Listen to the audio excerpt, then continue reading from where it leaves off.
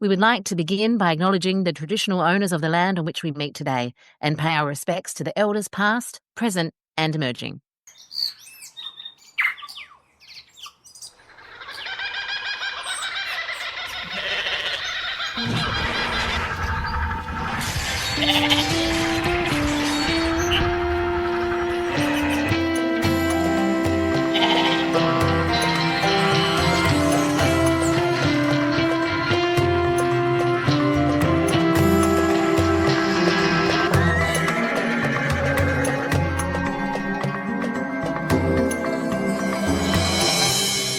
I'm Shell. Kia ora, I'm Lou. And welcome to Xena Warrior Nutballs. You did it right. Yay! I know, right? Only took 15 goes because we're like 15 down. We are. So what? That's like halfway, Lou. Good maths, mate. Halfway to 30. Thanks. Yeah, look, I bought this. Yeah. Yeah, good sound. I know. Very good sound. Just increasing that soundscape for our audience. Poor bastard. Yeah. But yeah, 15. That means we've got 15 to go, Shal. Wow. Can you believe it? I know. Yeah, and so if you haven't been here before, Nutballs, if you're new into the fold, if you've been here before, let's just remind you of our journey. Shall we, Shal? Shall we, Shal? Yeah, absolutely. Shall we, Shal? That's hard Shall to we, say. Shal? So, we, as an Australian and a Kiwi ourselves, we're going on a weird journey to celebrate the 30th anniversary of Xena Warrior Princess by speaking with 30 Kiwis and Aussies who created the show, cast and crew. Yes. With exceptions, right? We have an extended family, right? Yeah, extended whānau, as we say in Te Reo Māori. And today is one of those days. Yeah, like let's like totally get to it. Like let's just like be tubular, and this is like awesome. Was that like a good Valley Girl accent, or was that terrible? Ew, so grody.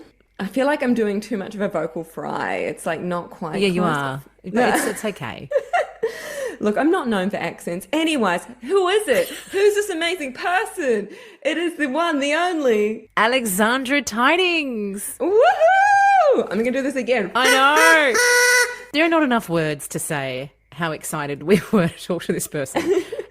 Whenever this person's name has come up in our other interviews, everyone speaks with complete and utter disgusting love and affection for them. They are so excellent. And they play the phenomenal character, the Goddess of Love, Aphrodite. Oh, can you believe it? This was a phenomenal one. It was so special. I think this is like one of the ones for us both that we both were like lost our minds a little bit beforehand, knowing how, such a special person. I couldn't deal. We were just fangirling out, weren't we? Totally. So Aphrodite was in a whole bunch of episodes. Yeah. Season 2, Aphrodite was in For Him the Bell Tolls. Season 3, The Quilla's Mightier.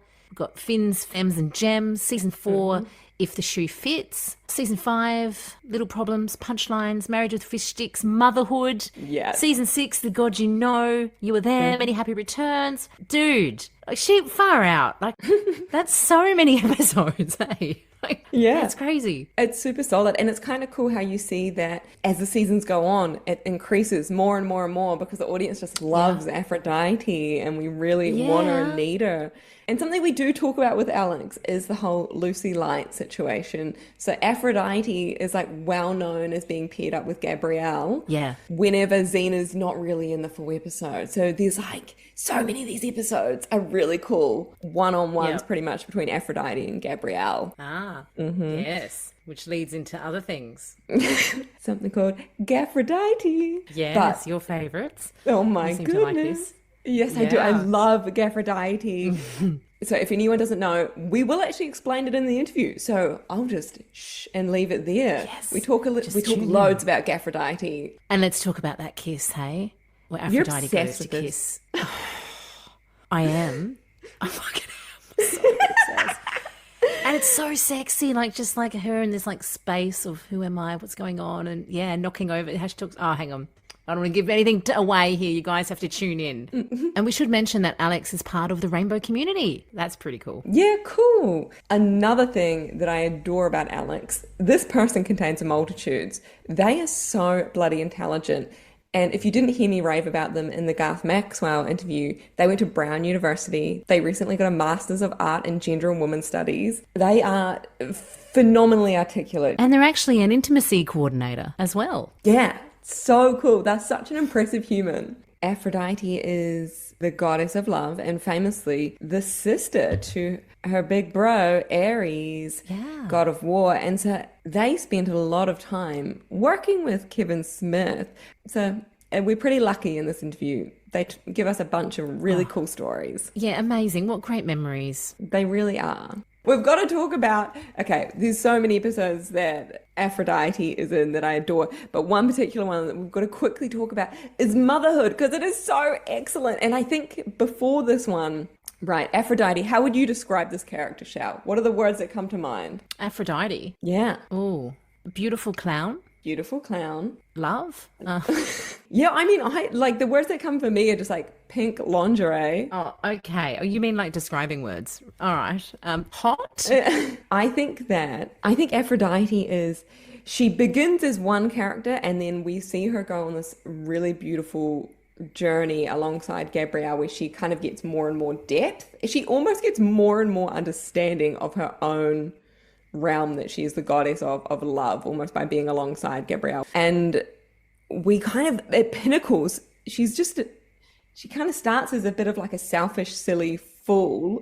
Yeah. Is that the right words? But she really does. Like she just like, she's a bit, she's like the village clown. Yeah, and she's just like tubular and whatever, and she just cares about her own temples of worship for herself, and she cares about her own image, and she is a bit petty and cruel to Xena over things, and she just kind of comes in. But eventually we get to like these pinnacle of these massive episodes like Motherhood season 5 episode 22, the finale, where all of her family is dying around her and she's got to make all these serious choices. But I love it because we see Alex Tydings, the actor, go from this really like silly high camp role to like serving some of the best face you will ever see in Xena Warrior Princess in that episode. Like giving the most deep, dramatic performance of like heartache. Alex Tydings is incredible. I'm so glad they gave them these opportunities to really flex their acting prowess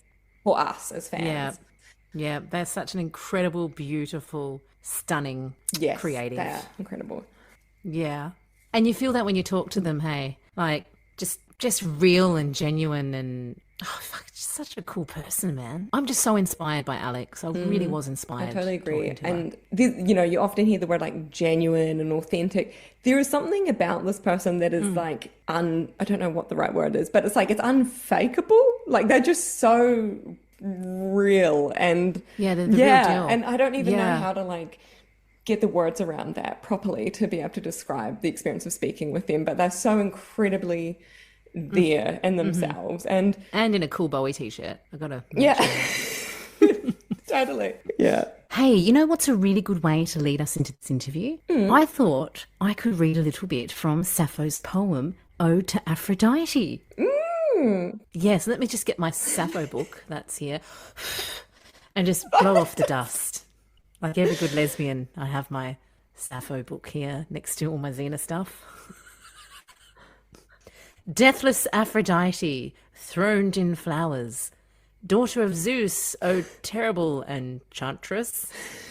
Mate, that was impressive. That was really cool. Yeah. I loved like the big words and like although bombastic forms of circumlocution should generally be avoided, one mustn't shy away from big words in the right context, Shao, and you fucking nailed that. Thanks, man.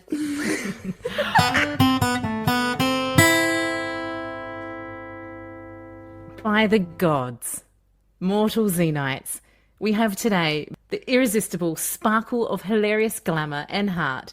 They brought wit, charm, and a whole lot of fabulous energy. So prepare yourselves, hardcore nutballs, because the goddess of love has just descended down from Mount Olympus. Guys, it's the legendary Alexandra Tydings. Oh my God. I'm like laughing and crying at the same time. No. Kia ora, Alex. Kia ora. What a beautiful intro. Alex. Good day, mate. Thank you. That's so sweet. So could you take us back to the beginning and let us know, how did you first get cast on Xena Warrior Princess? It was not the glamorous, like, and then I was on the hit lesbian cult TV show. It was not that at all. It was not like, this was my feminist journey through Hollywood. Not that either. I was on a show called, so Universal, I think, I don't quite know, but I have a bad habit of going too far back in the backstory, so I'm going to jump forward. There was a bunch of shows that Universal bought that were called like the Action Pack, and it included Hercules, and we won't talk about that anymore. You might have to mention it a few times, but we'll try not to. Sounds good. And for reasons that I don't have to go into, you guys know. Yeah. Anyway, so they did that show. They did a few like action shows, and one of them was called Vanishing Sun. And I auditioned for that, and I got one episode, a guest star on that. So I knew the casting directors, and they also cast Hercules. So then they brought me in to audition for Hercules. I got the script, and I called my agent and I was like, I'm really confused. And because, Hercules, like at that point in my head, there was like Clash of the Titans and these big kind of like Greek nerdy boy drama, like period pieces. And this, like her first line is tubular. And I was like, what's going on? And she said, it's campy. And I was like, oh, fabulous. And I grew up watching like campy Andy Warhol, like, weird, movies. And so I was like, oh, fabulous. Finally, I get to audition for the kind of thing that I want to do. So she said, just like have fun with it and go for it. So I did that. And so that was where I started. And when I started, Hercules was shooting on 35 millimeter, way back when we shot on film. Hercules was shooting on 35 millimeter, which was kind of industry standard, kind of top of the industry. Like you could shoot on 70 or IMAX. I don't even know if there was IMAX. I mean, there was, but for TV, like 35 was like the big thing. Yeah. Xena had just started and they were still shooting on 16. Like it was still, they didn't even give them the budget to shoot on like real film. They gave them like mini film. And my first episode, I was there. Oh my God, it was so beautiful. Again, I flew in from wintertime and got off the plane and was like, oh my God. Wow. It was like January 3rd or something. It was so beautiful. Oh my God. I need more coffee. Bruce Campbell was there getting ready. He was like in pre-production to direct Xena. I met him and his wife, Ida, who was so sweet. And we hung out together. We traveled a little bit, like on our downtime, on my downtime, and she was just visiting. So I knew about Xena mostly like through them. And I knew that it was kind of like the little sister of Hercules and still shooting on 16 and whatever. And I just came in to do one episode of Hercules. And then they brought me back again. And then they brought me back again. And then they brought me back for Xena. And that was the episode. It was I think Carl was in it as Cupid. Yes. And and that was when Lucy broke her hip on like on the Tonight Show, I think. And so last minute they had to rewrite and they brought me in. I sort of feel like it set up a pattern from then on where they brought me in for a lot of the comedic episodes and a lot of the episodes where Lucy was away. Like, so it was often me and Ted or me and Renee or me and Ted and Renee. There's very few. I've gone like through the internet looking for pictures of me and Lucy and like they just don't really, there's not much. Because mostly we weren't in that much together. That's so true. So for him, the Baltolls, that first one that you came in, very much like it does kind of set up this pace where like obviously they really trusted you, Alex, as an actor, but also the audience just loved you, Aphrodite. And so they like often when it's a Lucy Light episode, there's like, I think like 7 of the 11 you're in, they're Lucy Lights. Like, so they're putting you in because you're like such a good character to like distract. Don't worry that Xena's gone. We'll keep you interested. It's so good. I've actually got the shooting script of that behind me somewhere. Have you really? Oh my God, I don't. I do. And you actually signed it at the con for me ages ago. But I did. Oh my God. Oh, look. I won it in an auction. And I was like, I got you and Ted to sign it. It's pretty cool, man. Hey. Sweet. I love it. Is that the one when he started the song Joxer the Mighty? Does anyone remember? That is a good question. I don't know. How do I not know the answer to that? It might be. Jeez. I think it was because I rang the bell and then he turned into like, ha ha, right? That guy, that like that like sexy suave man. Yeah, I think that was what, and I was there when he made up that song, and he was like, I think he needs a song. I think, how about like, and then he starts like, I mean, just like right in front of me. He's like, it should be like, Joxer the Mighty, Joxer the Mighty. Dude, he's so brilliant. That's that's really cool. Yeah. Can I ask? And also like goes, yes, you can ask, but also goes to show like how creatively free we were, you know? Yeah. Like, I remember when I got there for Hercules, my first episode, and Kevin Sorbo was directing, and it was his first time directing, and he was really nice to me, and he pulled me aside, like right before the first table read. Dude, like you get off a 12-hour flight, you can't understand anything anyone's saying. The toilet flushes backwards. It's just, everything is weird. And they take you, really, they take you right into stuff. Like they drop you off at the hotel. You have a couple hours to like, you know, take a shower and walk around or whatever. But then they bring you right in. They bring you right into wardrobe, which I think is how I ended up like having almost no wardrobe, because I was so like out of it. I didn't think to say like, do I have any clothes to wear with this? But still dreaming. So much. Yeah, what do I put on over my underwear now? Right. Like what? Exactly. Where's the rest of it? I'd show up on set on the day in my trailer, and I'm like, what is this? And where's the rest? But so they do that, and then, you know, and then there's a couple different meetings, and there's a table read, and that's the first time you see everybody. And Kevin pulls me aside.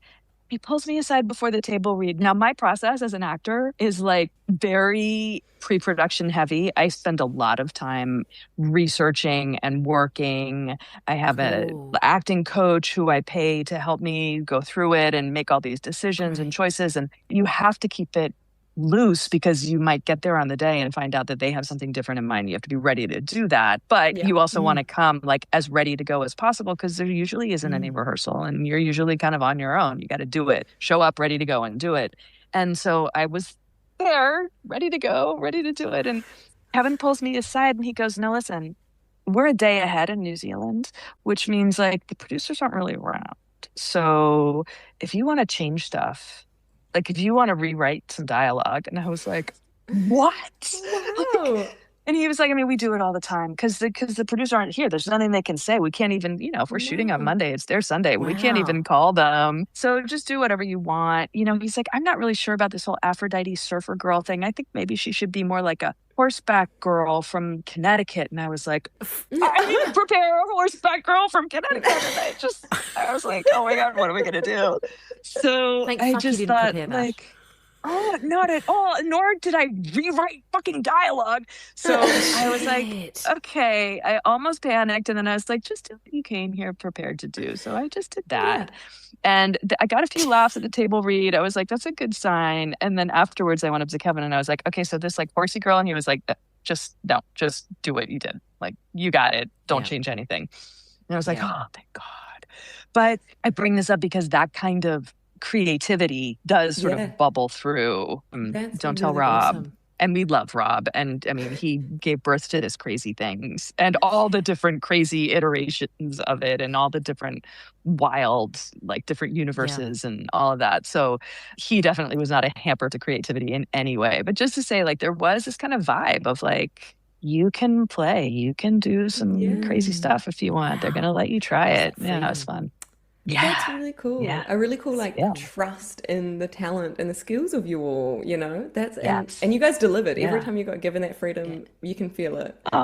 Thank you. You had a question. I do. I have a million questions. Alex, may I ask you?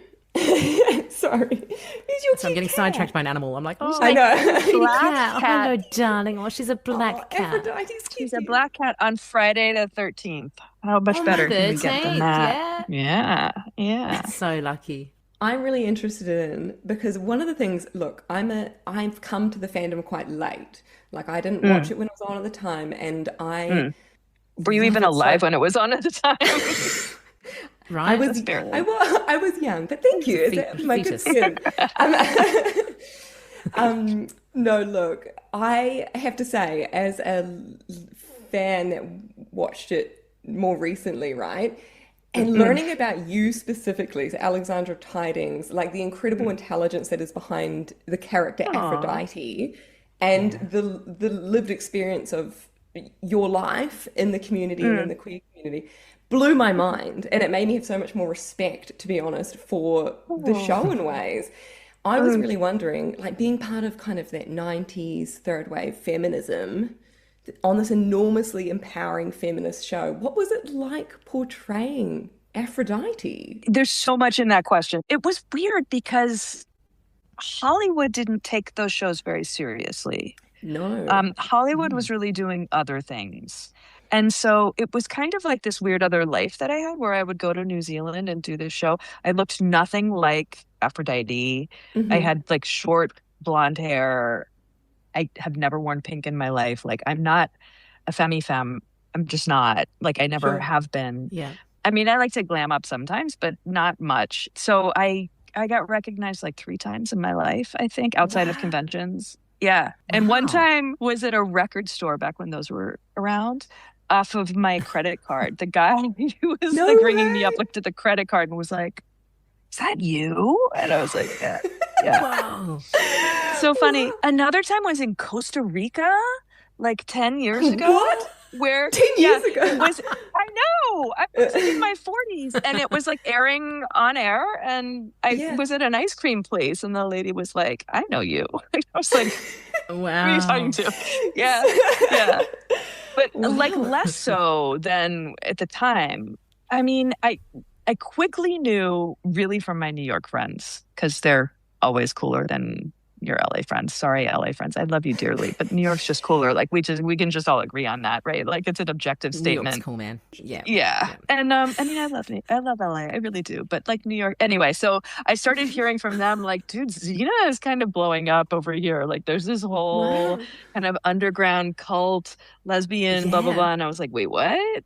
And Yeah. remember, I was playing this high femme, Yeah. very hetero coded Very. character who started on a very male hetero coded Hmm. show. So I didn't really Yeah. see. Then I heard like, yeah, they put them in the bathtub together, and I was like, really?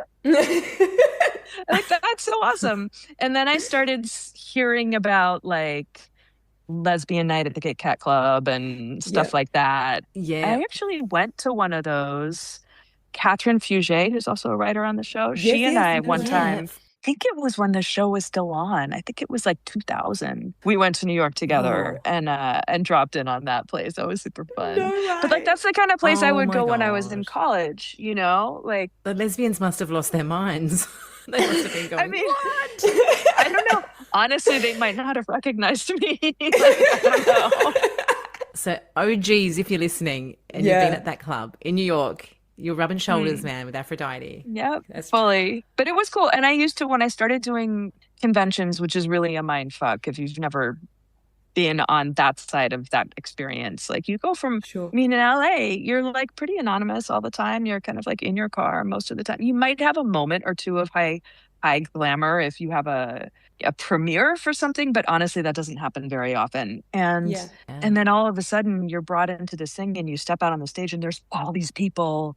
I cried the wow. first time. Like it was really Oh, overwhelming. I wow. bet. And that was a little one with just a few hundred people.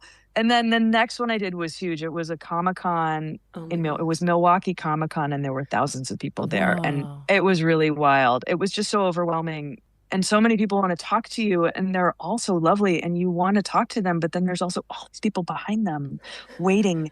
patiently and you don't want to make them wait. And it's like, it's whoa, There's so much energy. so much like stimulation and wild. But then like you Yeah. go back to New Zealand and everyone's just like chill and kia ora mate and just like Yeah. no big deal. And yeah. Stop. Yeah. Yeah. Yeah. It's God, what a surreal. ride. It's very That's surreal. Yeah, that what a is journey. really intense, man. That's so And intense. and the reason I brought up the cons in Yeah. respect to your question is that I would get these because people heard that I had studied like feminist theory and film theory, Yeah. critical studies, stuff like that in college, and they were like, "How do you reconcile?" They didn't use the language like high femme because if they had they would have had their own answer.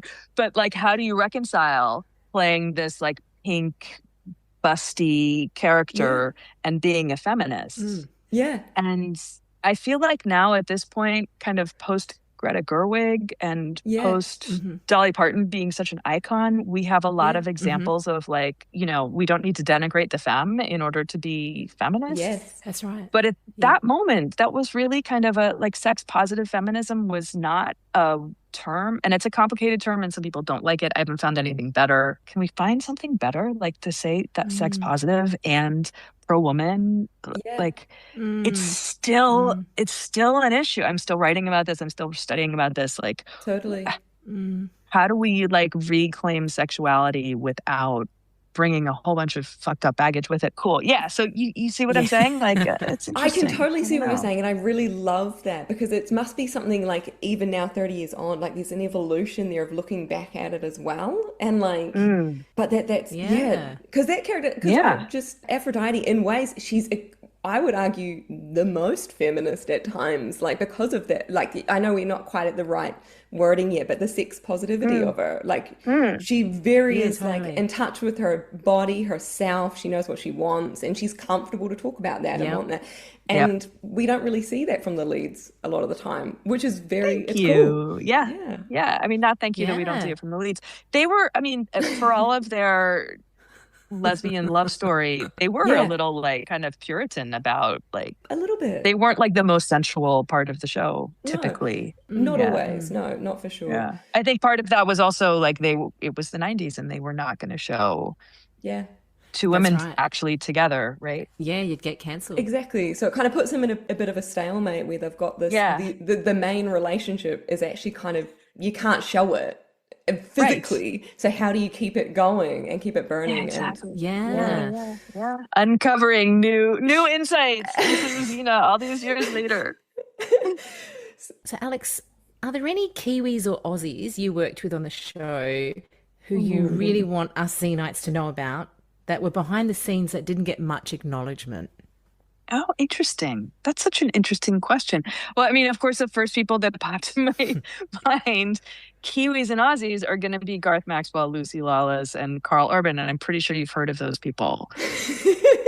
I've only been back once since the show ended, and that was about 10 years ago. And I do really wonder, I really do wonder like what people are up to, like, I mean, there was just, we had so much fun. That crew was such a great crew. It was so fun. I do wonder like who's still working in the business, who's moved on. New Zealand film industry is just massive, and they all started in Xena. Oh my God, I'm so happy. Yeah, well, Peter Jackson stole all of our people. I mean, so that's not fair, but I guess that's what happens. It's unfortunately, yes. Yeah. We're going to go into the world of subtext soon, but before we get there, may I ask you, what is your favorite episode that you worked on that you can... Oh, you know what it is. It's, oh my God, am I forgetting The God You Know? Wait.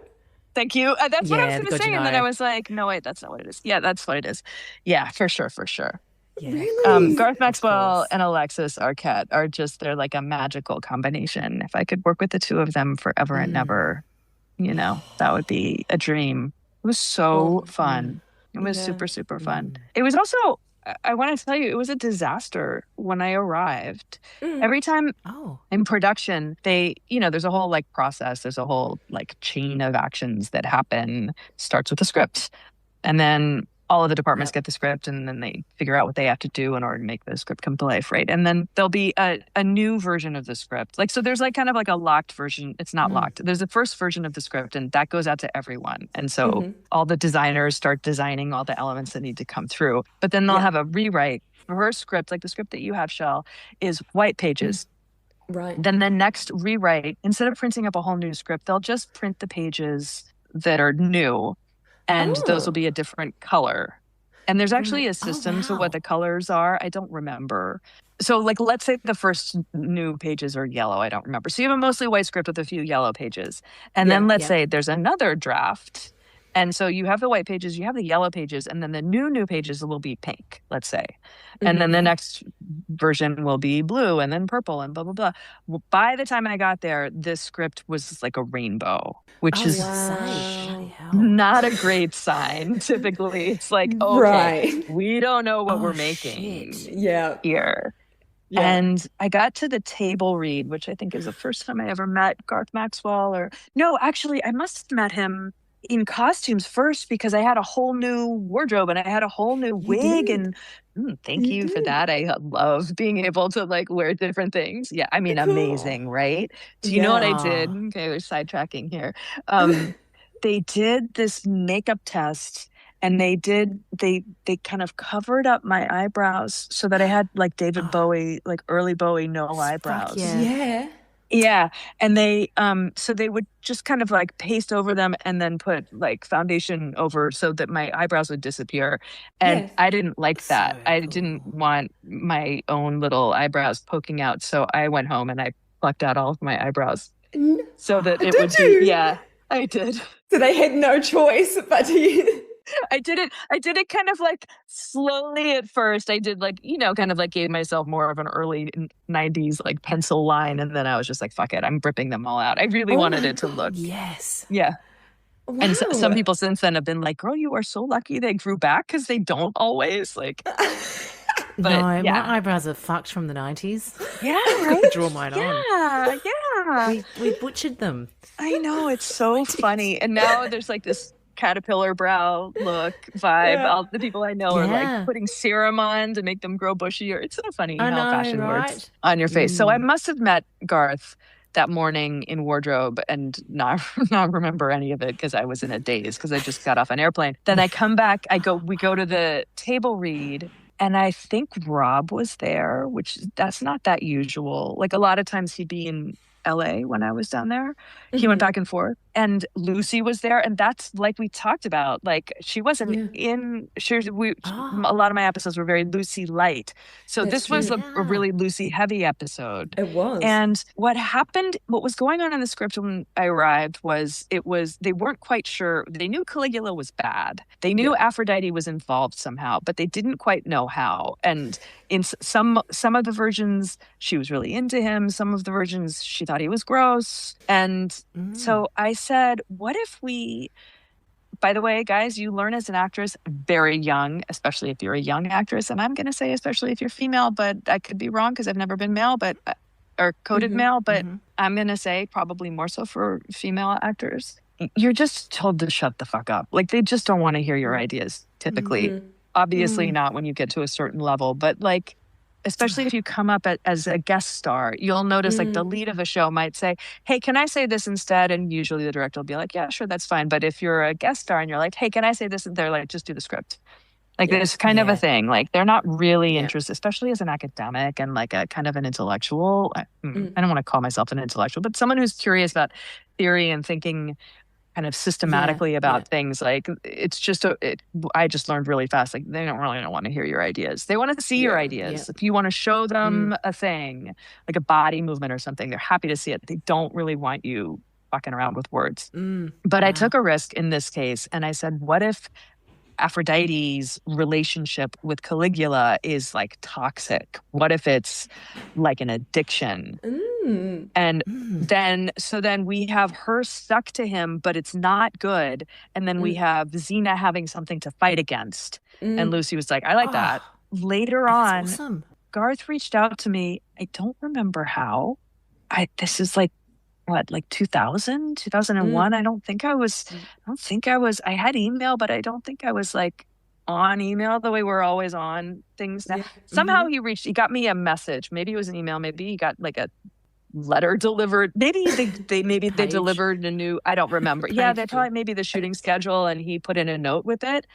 And he said, I liked your ideas. Will you write them up for me? Wow. Which no one had ever said to me. You go, guys. And I was like, okay, all right, what if, and I meant it as like a metaphor, like that there's like a toxic, like addictive relationship. It's like she's an addict and he's the drug and blah, blah, blah.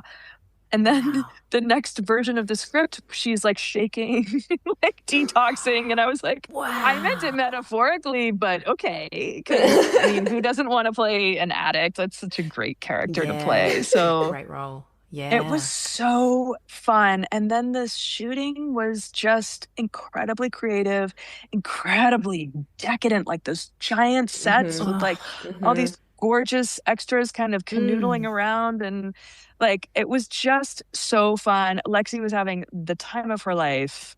We clicked immediately. I remember at one point we were a little bit behind and we were waiting and something was going on, and the ADs came by and they said, we're just going to hold a couple more minutes. We have to fix a thing. And I said, okay, well, we're ready when you are. And Lexi turned to me and said, oh, don't encourage them. And just we had so much fun. It was Pride that week in Auckland. So she was at Pride, like all glammed up. She was amazing. Yeah. Really? Yeah. Lexi and Garth and I just loved each other. Or I loved them. I don't know how much they loved me. I just loved them. Oh, they love you. And I was staying at this little hotel like down on the water. And Garth's apartment was near there. And so Garth invited me and Lexi to come watch rushes. Like no one's ever done that. Cool. So we went to his apartment and sat around. And my friend Deb Watson, who I think she was already working like pre-production on Lord of the Rings. She's a special effects makeup artist. We met on my first episode of Hercules, and now she's been nominated for The Witcher. She's amazing.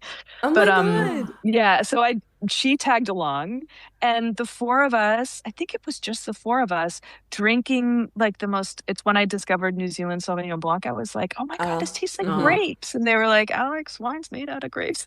Anyway, it was just so delicious and fun. And we just watched the rushes and told each other how fabulous we were. And it was just like one of my best memories ever. Yeah.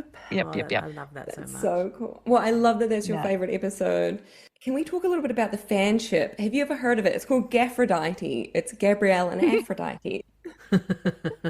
I don't know if I've heard of it, but I love it. It's fabulous. Yay. Perfect. Well, ship means like relationship, and there's a little bit of the fandom that we love the idea of Gabrielle and Aphrodite, and we'd love to put to you a couple of questions about specific episodes about this ship, if that's okay. Okay, yeah, bring it on. Cool. In my opinion, it is in Punchline Season 5, Episode 11, where Gaphrodite really kicks it up a notch. While Xena is sleeping, Gabrielle and Aphrodite have like a slumber party.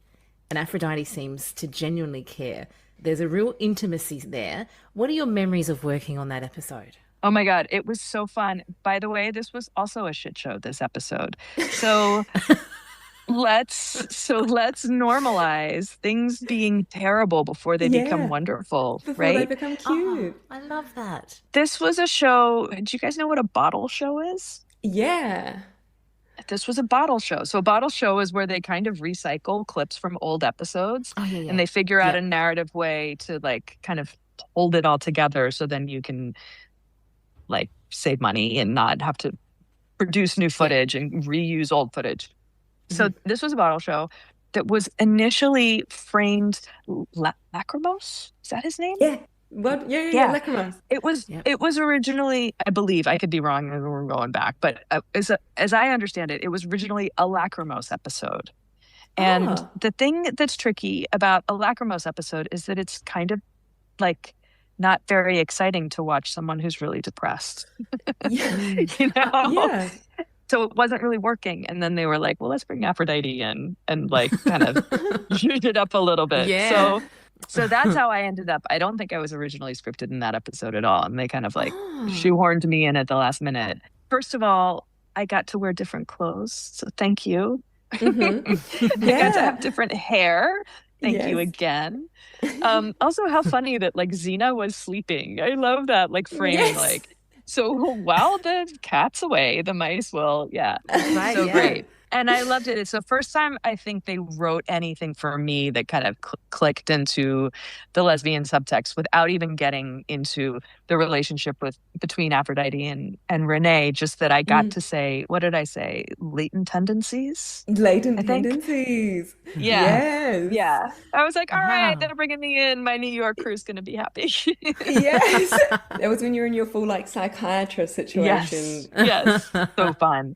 So much fun. And also, yeah, like how fun to just kind of like cosplay all that. That's a thing that they did that with me in that other show also, the first one, where there's a moment where Aphrodite decides she doesn't want to be the goddess of love anymore. And she puts on like a little mini Hercules outfit and she tries a bow and arrow and all this stuff. It's just fun to like cosplay. And I mean, that's one of the delightful things about acting, honestly, is I get to try what it's like to be this kind of a person for a little while. And then I don't have to deal with any of the consequences because I take off the outfit and I leave it in my trailer and I go home. It's a great gig. So good. Oh, how wonderful. So good. Can I ask you, so the next time we're going to go on a journey of Gaphrodite. Okay, let's do it. Let's do it. Yeah. The next time we see Gaphrodite really clearly, season 5, episode 22, Motherhood, the finale. Oh, yeah. You get to wear a different episode. You're in like a black negligee. Do you remember that one? Oh, of course. Yeah, I got to wear black. Yeah. Wow. So good. So the reason why I bring this up for this one for me, because to me it like solidifies Gaphrodite, because Aphrodite, during her whole family getting all murdered by Xena, she prioritizes saving Gabrielle and like caressing her gently and holding her in her lap. So I know. It's so sad. I know. What's your perspective on like why, like how are you rationalizing at that time why Aphrodite would be so devout to to Gabrielle over her own family? The disappointing answer that I always feel like I want to say to you guys who love the show and watch it so carefully is I did it because the writers told me to. That's how it goes. It's the truest answer. It's the truest answer. Yeah. But then you go into it and then you have to make it work. So Aphrodite is the goddess of love, and she has all these other gods who are her brothers and sisters, but they are like any family. So there's two different ways to look at this. Like any other family, they have their rivalries, right? And they're not always kind to each other, and they're crappy, shitty brothers and sisters to each other. The other thing is that they're not human, and they're embodiments, archetypes of different things. So why would Aphrodite, the goddess of love, prioritize war or the city or intellectual pursuits or any or the ocean or any of these other things? Why would she ever prioritize that over someone she's identified as someone who is actually committed to love? Mate, that's the best answer ever. That's a fucking soundbite right there. And I think that's where, and that's what they did for Aphrodite towards the end of the show is now there was a little part of me that was a little annoyed at the whole. I really, really loved Tim Alma's. Oh, Eli. He's so lovely and so great. I wasn't in any of those episodes. I didn't watch them carefully. I don't really know. God bless him. Sure. I'm so glad. And he's a lovely, lovely man. But there was a part of me that was like, what the fuck is this like love guy? Like, I'm love. Why is this guy like suddenly all about love? I mean, I know it was like a Jesus thing, whatever, and Jesus was really kind of a god of love, but like, I'm already here. Yeah. The goddess of love. That's right. It's fine. But insofar as Aphrodite is the goddess of love, and what the writers did for me, for that character towards the end, is kind of connect that with the Lucy Gabrielle, the Xena Gabrielle love story. So there we can have Aphrodite like take personal ownership kind of that relationship. And she doesn't really have, like we've said, I didn't have much screen time with Lucy. So she didn't have the same kind of connection with Lucy, but she did with Gabrielle. And she kind of identified her as someone who, like I said, is committed to love. And so she sort of took that person and also kind of that relationship under her wing to a certain extent. She very much did. That's so cool. I love that. There's often in the fandom like a parallel between the Aphrodite and Gabrielle connection and then the Ares Xena connection of like kind of maybe truer values inside the core of the characters. Interesting. But it's really cool to hear you say how like, because she is by the end, she is very much protecting and helping like the relationship by the end. It's very cool. Yeah. Wow. And shooting that episode was really intense. I did not do very much drama in that show. As you know, most of my episodes were silly. Yeah. Yeah. Interestingly, the God You Know wasn't. No. It was such an otherworldly character that I sunk my teeth into. Yeah. Anyway, yeah. So Motherhood was a somber, sad episode. Yeah. Season 6, episode 12, The God You Know. We got there. This is the this is the Gabrielle and Aphrodite kiss scene. What do you reckon Aphrodite's cognitions were, if any? I think she was really fucked up. I mean, she was like Off the head, man. She was, yeah. She was really fucked up. She was off her head. And I think I remember Garth coming up to me right at the beginning of the scene and kind of touching his cheek, like, I think maybe, and he's saying, like, I think maybe she's crying. And I was like, I'm right there with you. I don't know if you can see that I was crying. I don't know if it showed up. Like, you kind of have to light that, right? Emotional pain in there.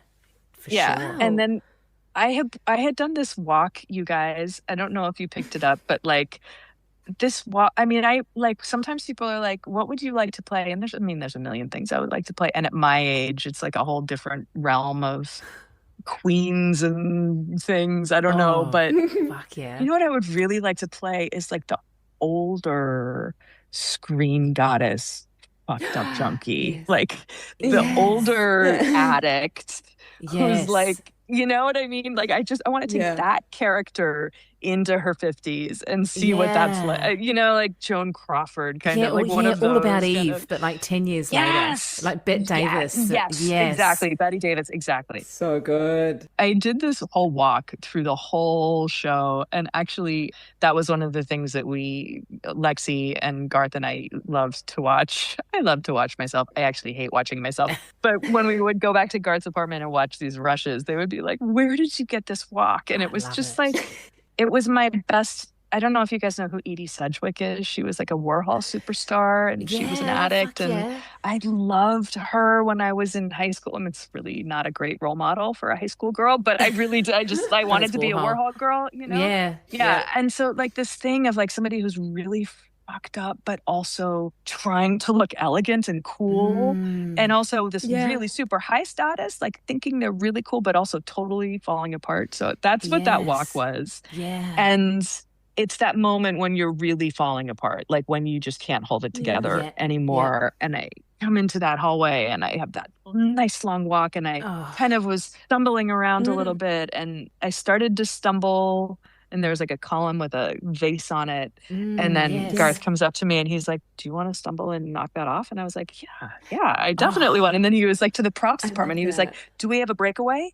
And they were like, because they do, of course, because this is a world where you have breakaway things because you have fight scenes and stuff. So they just brought in a breakable urn and I got to stumble into that and like it goes flying and shattering. Oh my God, it's so fun. Especially because I didn't do that many fight scenes. So like that's just how often do you get to go to work and break a vase? It's just so great. An urn, whatever it was. Cool. And then I finally land on Gabrielle. And I think she was just so much in her like fucked up haze of misery. And then she sees this person and certainly there's an attraction there. Certainly there's a desire there. And so she just fucking goes for it. Like the way that you do when you're really fucked up and you got nothing to lose. Yeah. Oh, fabulous. I heard you guys talk to Garth about this episode, which I loved. It was like just highlight of my month when I listened to that. Oh, so cute. So thank you for that. But I'm here to tell you guys, I did not make that up. That was, I never would have done that. I never would have had the balls to be like, you know what? I'm going to kiss Renee in this scene. I just never would have done that. So I don't know, because Garth didn't remember like writing it either. So I think because we kept getting revisions, I think it arrived one day. I think there was a new, you know, couple of pages and that was in there and it was like, and Aphrodite tries to kiss Gabrielle. And I was like, okay. I swear to you guys, I did not make it up. There's no way I would have done that. But I do remember because Aphrodite she's kind of a trickster and Yeah. she's full of shit sometimes. And so sometimes when it says she's crying, it's bullshit tears. It's like, Sure. and sometimes Yeah. when she's crying, it's one of her more real moments when she's actually connecting to something and it's a real Yeah, moment. yeah. And there have been times when I've actually asked a director, like, is this bullshit tears or is this real tears? So I didn't ask Garth with this. I just made the decision. I was like, this is going to be a real kiss. Like in the first, Wow. like there's a moment in the very first episode I ever did on that other show where I kiss Yeah. Michael Hurst. And that's like Yeah. that's like a cute little chaste Aphrodite kiss. That is not like Yeah. a kind of sexually loaded kiss. And I was like, I'm going to really kiss Renee. This is real. Wow. Because that's where she was. That's what was going on for the character right then. So Yeah. I know that I just made that decision, and I know I didn't ask anybody's permission. Although I don't think I needed Garth's permission. But anyway, Wow.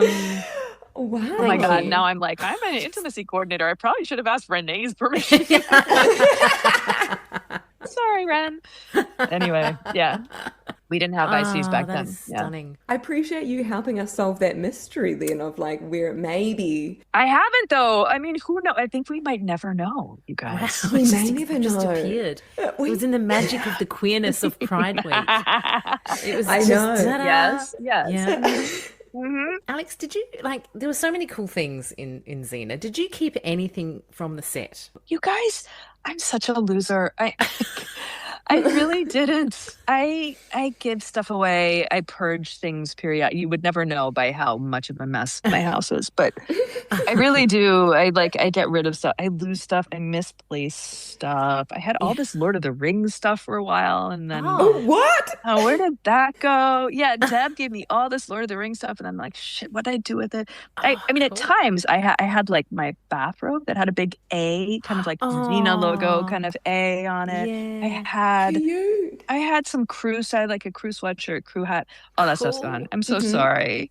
The only thing that I held on to for a while, the apple from that original episode on the other show, I had that for a long time, and I think I still have it somewhere. Cool. But I live in Paris right now, so most of my stuff is in a basement. Oh, really? Do you know what? Rob Tappert has one of those apples from the first episode that you're in as well. He kept one. Yes. All right, Rob. Yeah. Oh, that makes me happy.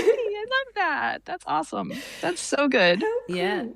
Yeah. Very cool. Well, yeah, Alex, what's your thoughts? Should they reboot or should they let Xena lie? Of course they should reboot it. Of course they should.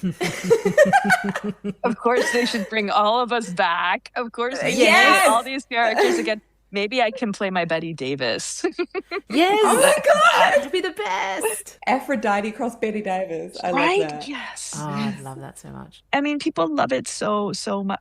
Like Star Trek has a million different like universes, and then like let's do one let's do one on outer space. No, let's do like 5 of them. Like let's put them all over the place, and let's find ways to bring those actors back because they're so great and they're so beloved and they're so fucking talented. And but I know it's tricky because I think Garth said, like, how are you ever going to find someone with the charisma of Lucy Lawless? Like, it's a real question, man. I mean, at least by this point, Of course. it's pretty much a done deal that we're not going to be doing any action sequences at our age. Like, I think in 2016, like, maybe it was a question. Like, I think at this point, we're all kind of like, yeah, nah, I think we're good. But, I don't know. Like, I feel like Rob Tappert is so incredibly creative. I want the Universals of it all to just fucking give him some lead. Just let him go. Just let him go to town and be creative and come up with I mean, it's really hard to write a good script. I'm not gonna, I don't want to diminish that, but I feel like he could come up with 5 different ways to do it that would all be really interesting and fun and like, well, so that's me. I just want to do all 5 of them. Yeah. I agree. Yeah. I'm right there with you. Yeah. Back at you. Yeah. So good. You worked a lot with Kevin Smith, and I was wondering if you had. We've been getting some really cool stories. It's okay if you don't want to share anything. Oh no, pressure. But I was wondering if you had any memories you wanted to share. Oh my God, he was the loveliest. He was so sweet. He was such a good guy. He was just like, There's like the male loneliness epidemic right now. And there's like, oh my God, that TV show Adolescence, which I haven't watched because I just don't want to set aside the time to be so ghastly, like depressed. Yeah. We're worried about boys right now. We're worried about men. Can we find, the trans men are the best. They're the best examples of how to be a good man in my life anyway, the trans men I know. But in terms of finding a role model for like male coded masculinity, Kevin Smith is the tops, man. He was such a lovely, lovely man. And he was such a bro too. And he was like a drinker and a partier, and he was in a band. And he had a wife he was totally in love with, and he had several small kids.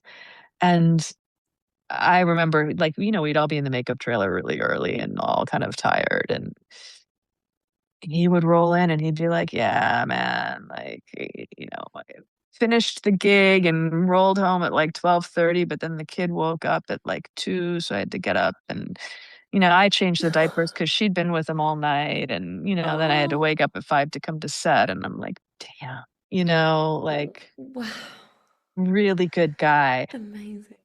He was really good at like all the Kiwiisms. I think every Kiwi is, but I started making a list of like Kiwi lingo. Yeah. It's on the back of a script that got auctioned somewhere. Someone's got it. But like, I don't know, it's some script with me and Kevin in it. And so I wrote down like a whānau and a rhoda. A lot of them have to do with drinking. That's great. And then I did go out with him and like some other guys, I don't remember who, for a whānau or a rhoda or whatever, for drink. And he, he would like, first of all, he was actually like legitimately, objectively gorgeous. He was one of the most handsome people you could ever see. So of course people, undeniable. Yeah. People saw him when he walked into the bar. And at some point, some sweet young woman would like get up the courage to come up and start chatting him up. And he was so kind and respectful and lovely and would talk for about 2.5 minutes and then would take out his wallet and show the picture of his wife and his kids and, just make it very clear.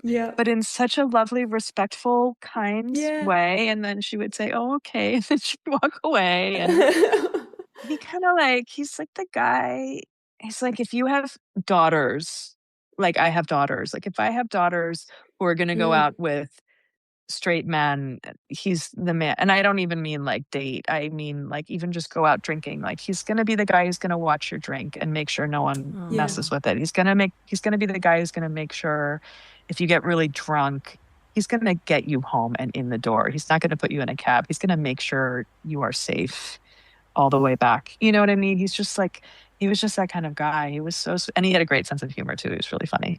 Yeah. He was a good one. Wow. Thank you so much for that. That's really, paints such a cool picture of him. And he obviously, like in New Zealand, he's just the epitome of incredible coolness. Mana is a word we use a lot for him. He's got like a wealth of just like, we have a lot of respect and love for him. Yeah. Thank you. For good reason. Yeah, absolutely. Just like a lovely, never saw him in a shitty mood, never saw him get pissed. And there's reasons to be in a shitty mood and there's reasons to be pissed off. Like you're in work for long ass days that start very early in the morning and there's a lot of pressure sometimes, and never saw him not happy to be there, and really kind to everyone and quite funny to some. Yeah. Yeah.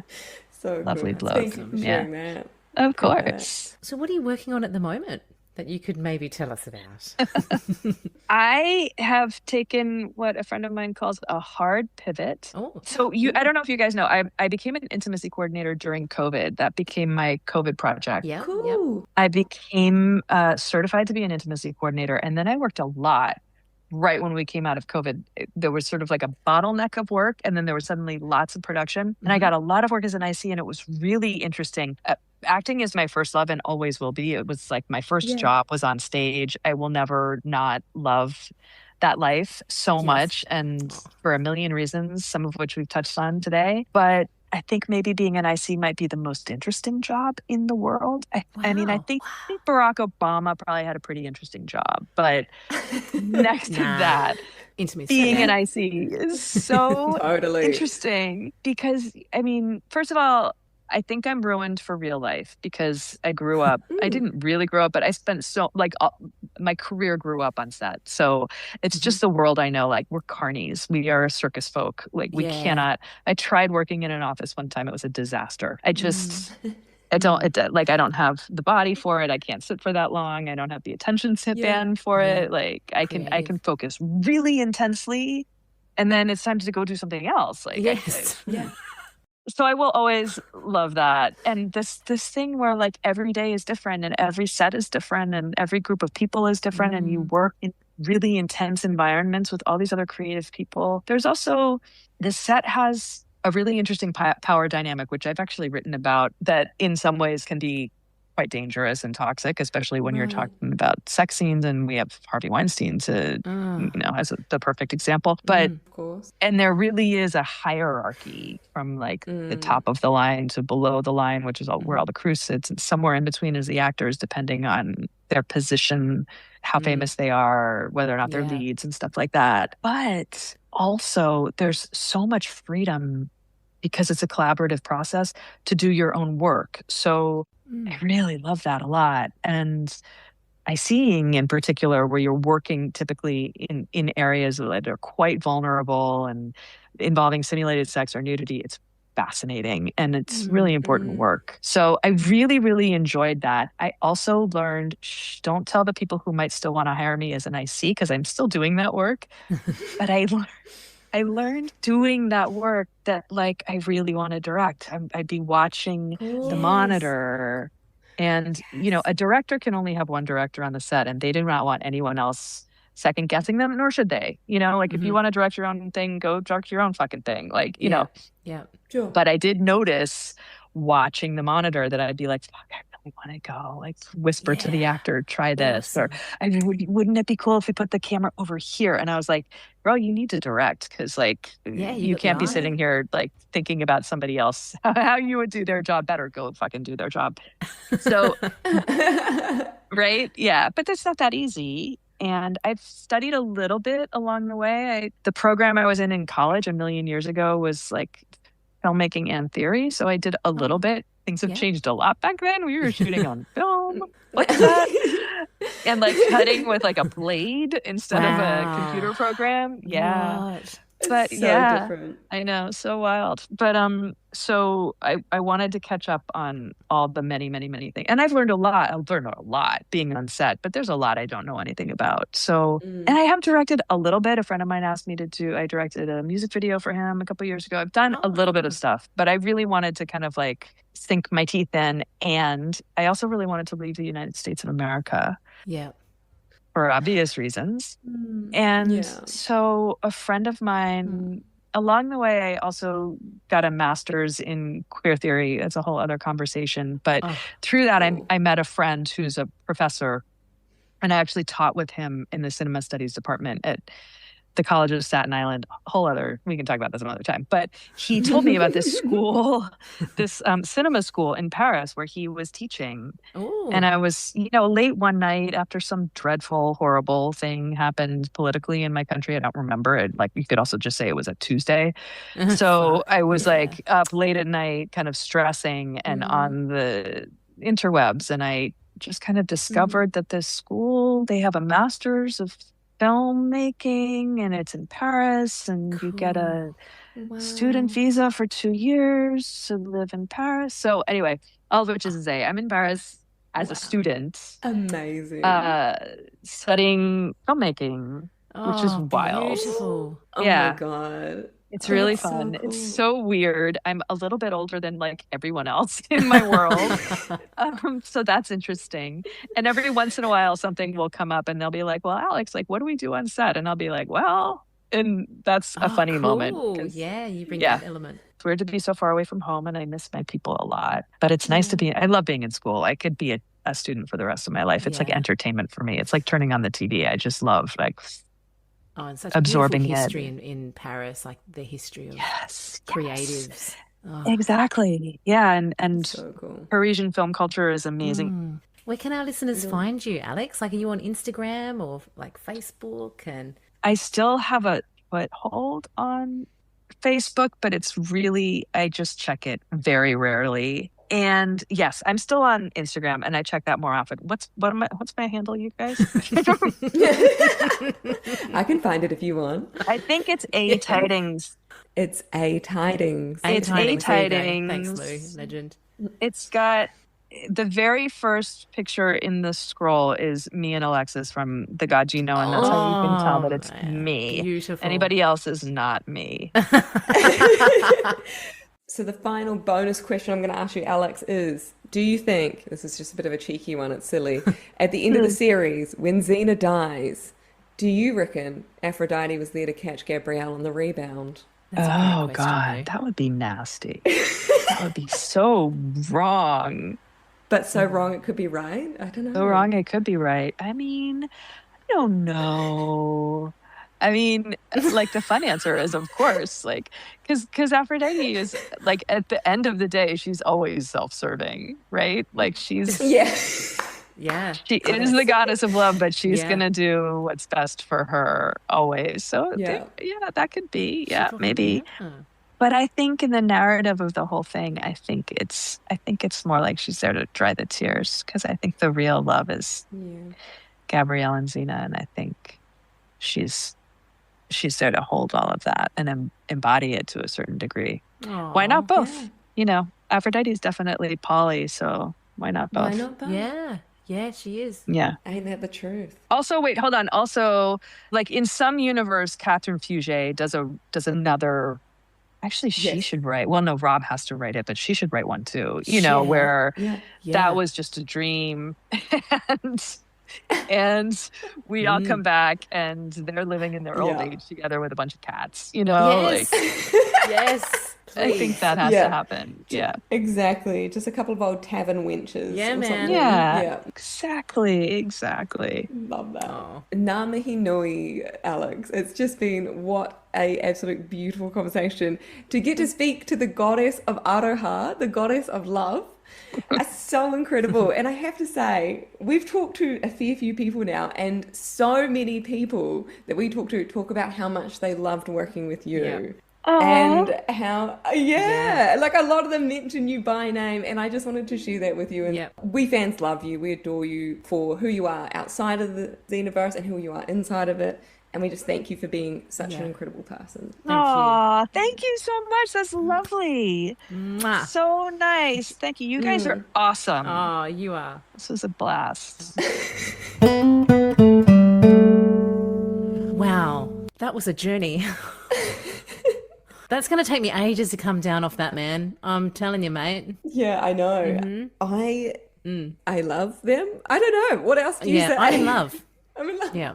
I'm in love with the goddess of love. That's so cool.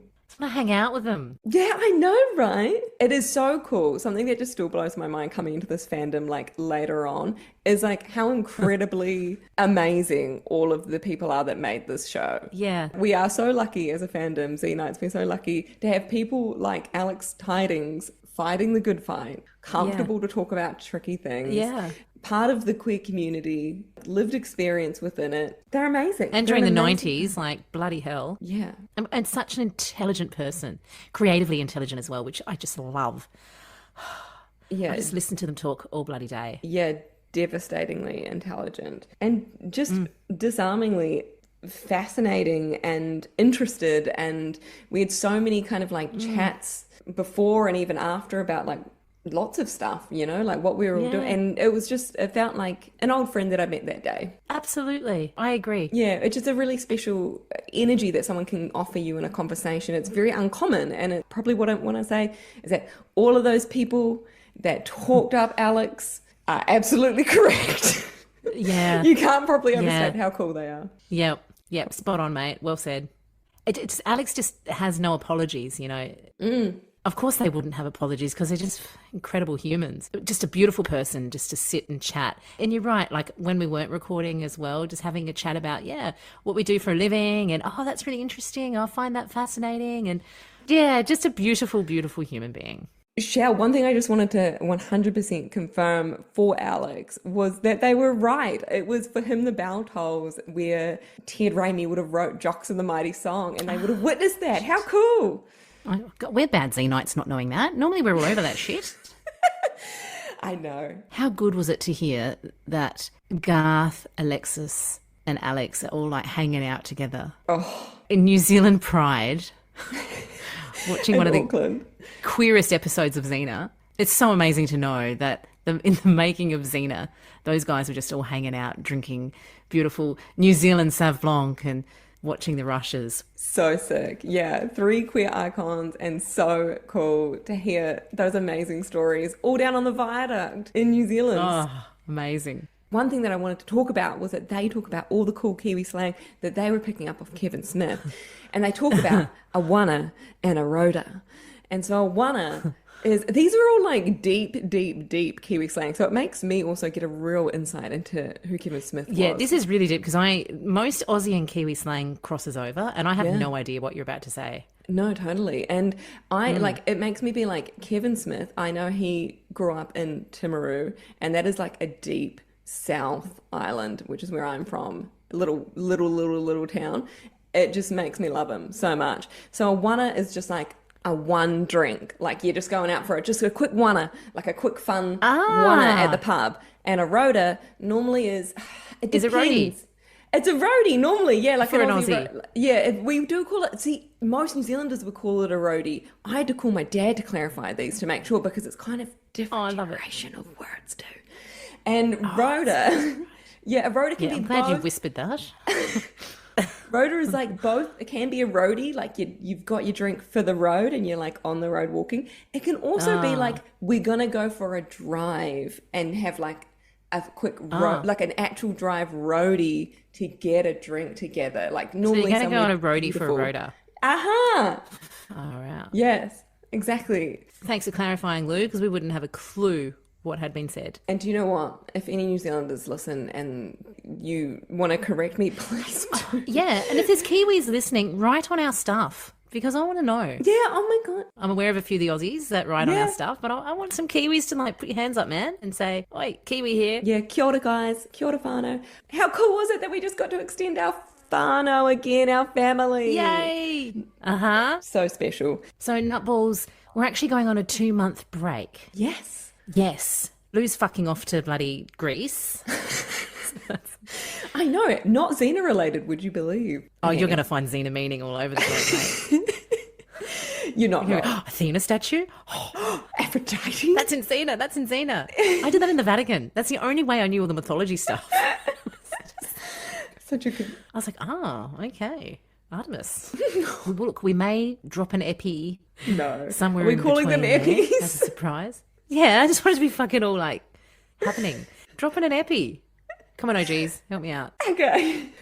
You've never called it an epi? You never heard someone say an epi? It's a thing. Shit. Maybe it's just me. Maybe, I don't know. Say less, baby girl. I got you. I understand. I've got it.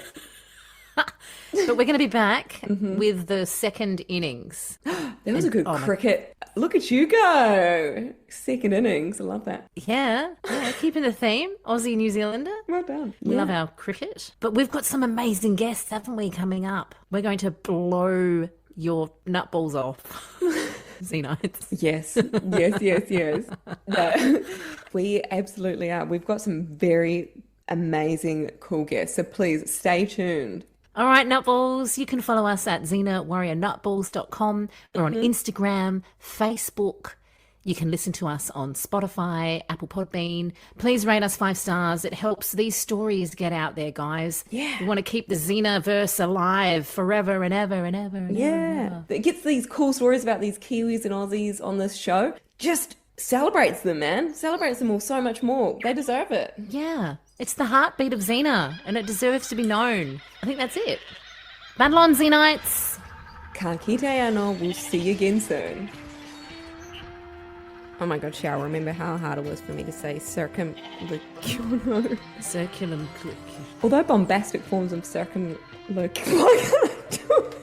Fucking hell. How did she do this? Although bombastic forms of circumlocution, fuck me dead. Alex Tydings, save me.